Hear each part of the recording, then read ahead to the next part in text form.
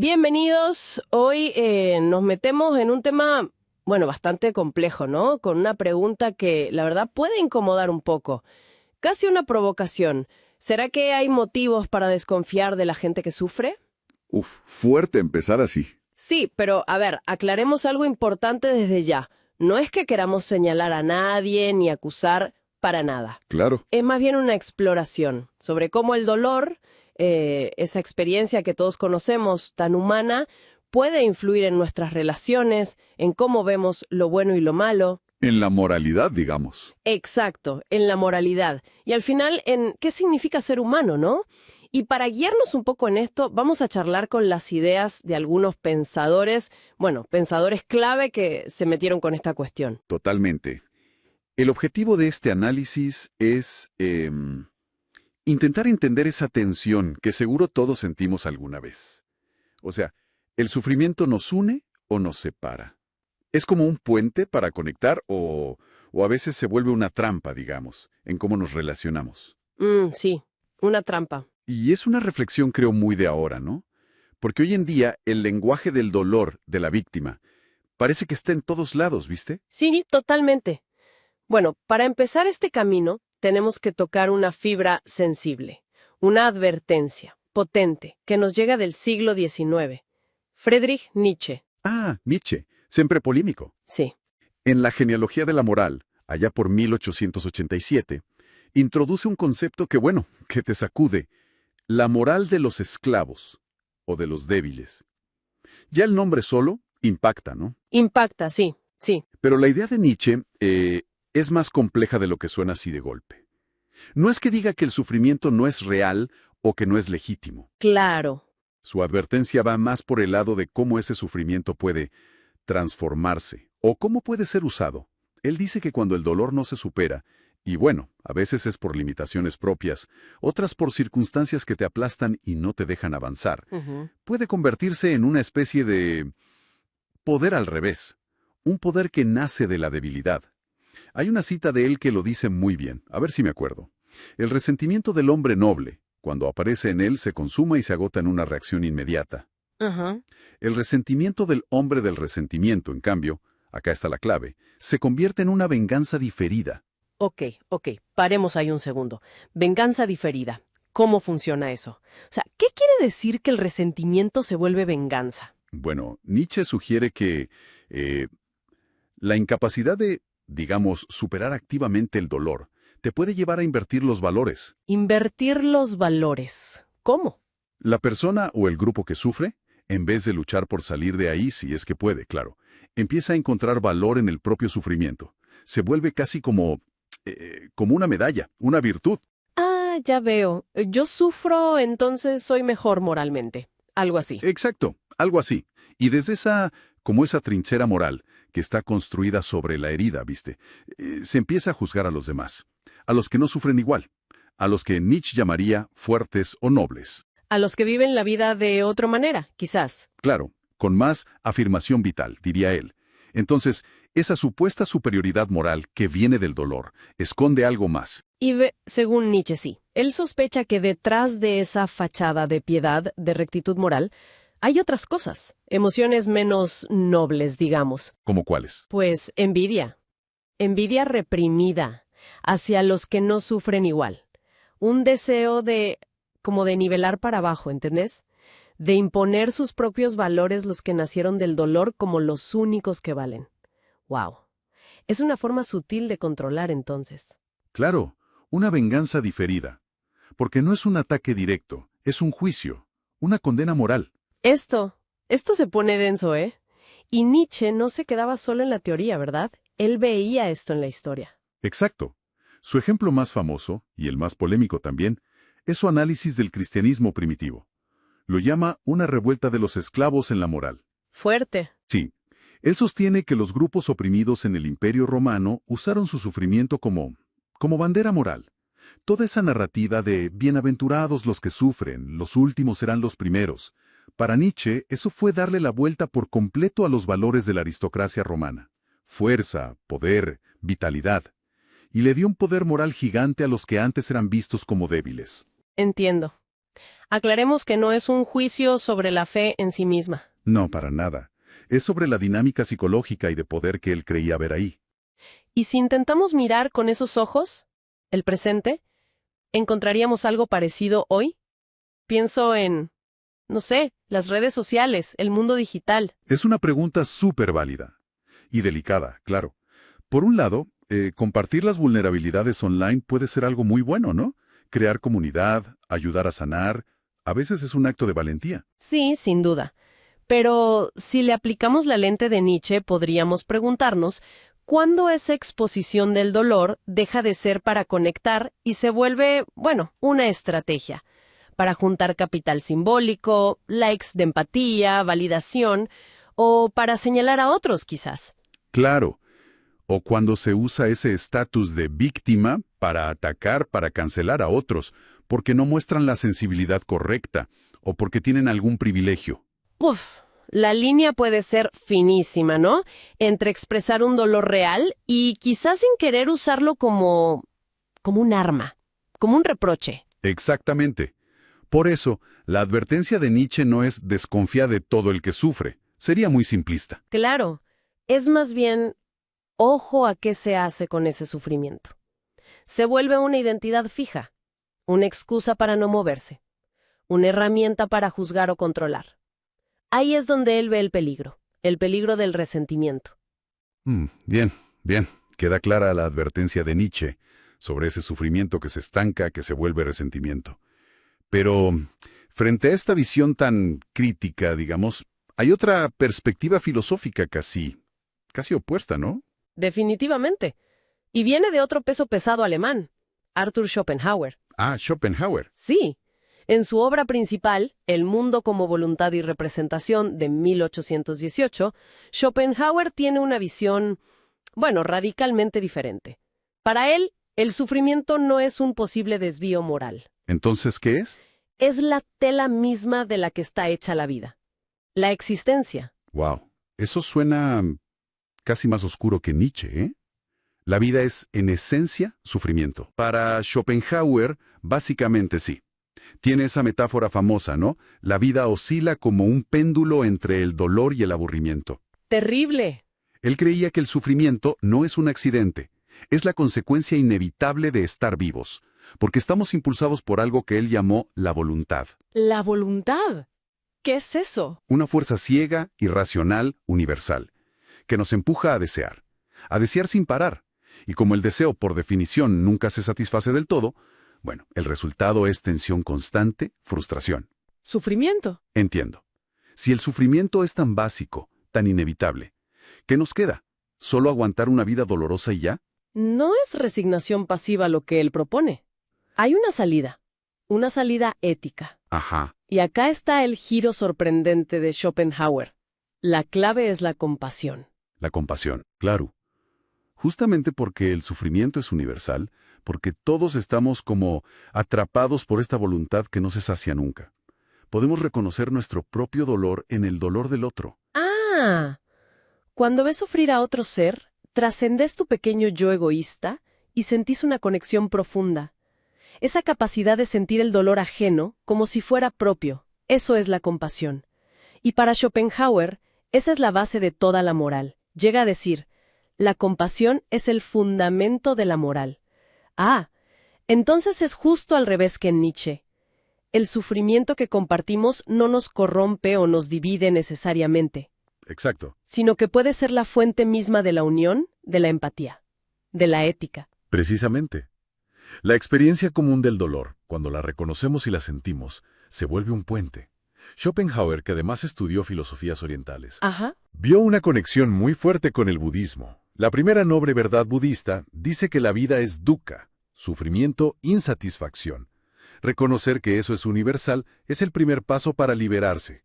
Así que el dolor compartido, lejos de ser motivo de desconfianza, puede ser el terreno donde crece la solidaridad, la comprensión mutua. Es una visión, bueno, que da esperanza, sin duda. Pero incluso si aceptamos la compasión como base moral, vuelve la pregunta incómoda, ¿no? ¿Qué pasa cuando esa compasión se explota? ¿No volvemos por otro camino al problema que planteaba Nietzsche sobre el posible uso del sufrimiento? Es que esa es la tensión. La tensión inevitable que cruza toda esta charla, ¿no? Y no es solo una preocupación de filósofos antiguos. La psicología moderna también se metió con esto. Mencionaste la explotación de la compasión, y eso nos lleva al concepto de mentalidad de víctima, el victimhood mindset. Y eso se ha estudiado empíricamente. Hay datos. Sí, sí, hay investigaciones interesantes. Por ejemplo, un estudio de GABA y su equipo en Harvard, creo que de 2020, exploró cómo algunas personas pueden adoptar y mantener un estatus de víctima, pero no como una etapa de duelo o sanación, que es normal, Claro, sino como algo más permanente. exacto, como una estrategia en sus relaciones. El estudio sugiere que esta mentalidad se puede usar para conseguir ventajas sociales. No sé, trato preferencial, más atención o para evitar hacerse cargo de sus cosas. Ya veo. Y claro, cuando esto se vuelve un patrón, bueno, tiene un costo. Va minando la confianza social y puede hacer que la compasión genuina, la que sí se necesita en otros casos, pierda valor. Entiendo. Entonces, tenemos a Nietzsche advirtiendo del resentimiento que nace del dolor no superado, y a Schopenhauer que ve en el sufrimiento compartido la base de la compasión, pero con el riesgo de que esa compasión se manipule. Es complejo, ¿eh? Muy complejo. Quizás necesitamos una tercera mirada para navegar esto. Y ahí es donde Albert Camus y su filosofía del absurdo nos pueden dar una luz diferente. ¿Camus? Sí, en obras como El mito de Sísifo, de 1942, Camus tiene una postura que, bueno, ni glorifica el sufrimiento como Schopenhauer, ni lo condena como fuente de resentimiento como Nietzsche. Simplemente lo acepta como parte de la condición humana, de lo que él llama el absurdo de la existencia. El famoso mito de Sísifo, el tipo condenado a empujar una roca montaña arriba para siempre, ¿no? Y justo cuando llega, ¡pum!, se le cae. Siempre me pareció una imagen de desesperación total.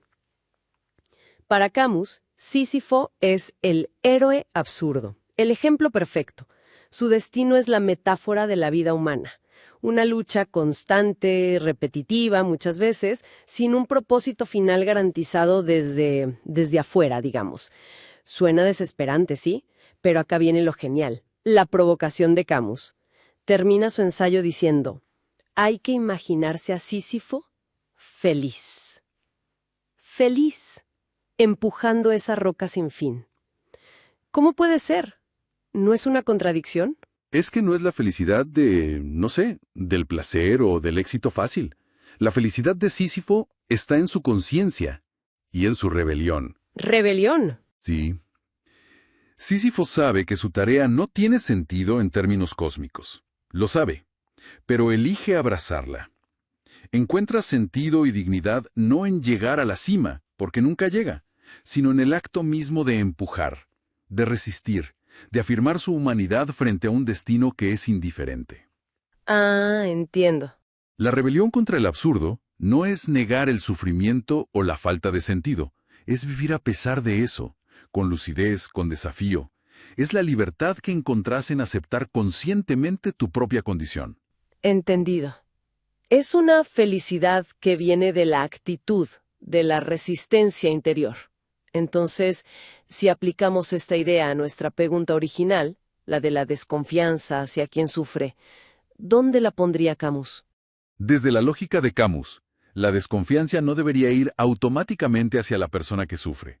¿Por qué sufrir? Bueno, es parte del paquete humano absurdo que nos toca a todos. Claro. La sospecha o la crítica debería surgir más bien ante quien usa ese sufrimiento, el propio o el ajeno, como excusa. Excusa para no vivir, para justificarse, para imponer sus ideas, para culpar a otros de forma simplista. O, y esto es clave para Camus, para evitar la propia responsabilidad. La responsabilidad de encontrar o crear sentido en medio del absurdo. O sea, la desconfianza va hacia la mala fe, hacia el que renuncia a esa rebelión digna de Sísifo. Exactamente. Hacia quien se rinde antes de tiempo, digamos. Pongamos un ejemplo más cercano. La pandemia de COVID. ¿Fue una experiencia mundial de sufrimiento? No. Miedo, aislamiento, enfermedad, pérdidas económicas, duelos. Vimos de todo en las respuestas. Tal cual. Hubo gente que canalizó ese dolor colectivo hacia el resentimiento. La búsqueda de culpables, la polarización política a full, la culpa es de tal grupo, nos hicieron esto. Sí, se vio mucho de eso. Y otros, en cambio, transformaron esa vulnerabilidad que compartíamos en acciones solidarias, en apoyo mutuo, en redes de cuidado, en creatividad para llevarla mejor. Desde una mirada camusiana, la respuesta más auténtica no sería ni negar el dolor, ni usarlo como un arma contra otros. Sería rebelarse contra el absurdo de la situación, a través de la acción que tenga sentido, la solidaridad, afirmar la dignidad humana incluso en lo peor. La rebelión es contra la condición absurda, no necesariamente contra los otros que también la sufren. Entonces, repasando un poco a Nietzsche, a Schopenhauer, a Camus, parece que la clave no es tanto si alguien sufre, sino cómo se relaciona con ese sufrimiento y qué hace con él, ¿no? Exacto, va por ahí. Podríamos intentar, no sé, sintetizar esto. Quizá diferenciar tipos de respuesta al sufrimiento, aunque suene un poco a simplificar. Podríamos intentarlo, sí, con cuidado de no caer en cajitas muy rígidas porque la experiencia humana es compleja. Pero quizá podríamos hablar de una diferencia entre un sufrimiento, llamémosle activo o transformador, y un sufrimiento pasivo o estancado. A ver, ¿cómo sería el sufrimiento activo? Sería ese que, aunque duela un montón, se vive como un proceso, como una fuente potencial de aprendizaje, de cambio. Es el tipo de dolor que puede llevar a lo que hoy llamamos crecimiento postraumático, ¿viste? Ah, sí. Que puede forjar la resiliencia, que te empuja a buscar un propósito, un sentido, aunque ese sentido sea a veces simplemente seguir adelante con dignidad. Podríamos pensar acá en Viktor Frankl, el psiquiatra que sobrevivió a los campos de concentración. Claro, el de la logoterapia. Exacto. Él decía que el sufrimiento deja de ser sufrimiento en cierto modo cuando encuentra un significado. Interesante. Un sufrimiento que mira hacia adelante, que busca algo más allá del propio dolor. Y el sufrimiento pasivo, entonces, sería lo contrario. Sería ese que se vuelve crónico, que se instala en la queja, pero sin acción, que pide compasión todo el tiempo, pero sin un movimiento interno hacia la responsabilidad, hacia el cambio.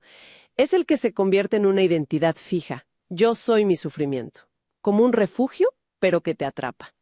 Claro, un refugio que, paradójicamente, te impide salir. Es lo que Nietzsche quizás llamaría decadencia, una señal de vida que se apaga. Schopenhauer tal vez lo vería como quedarse atrapado en el ciclo de la voluntad sin buscar la salida por la compasión. ¿Y Camus?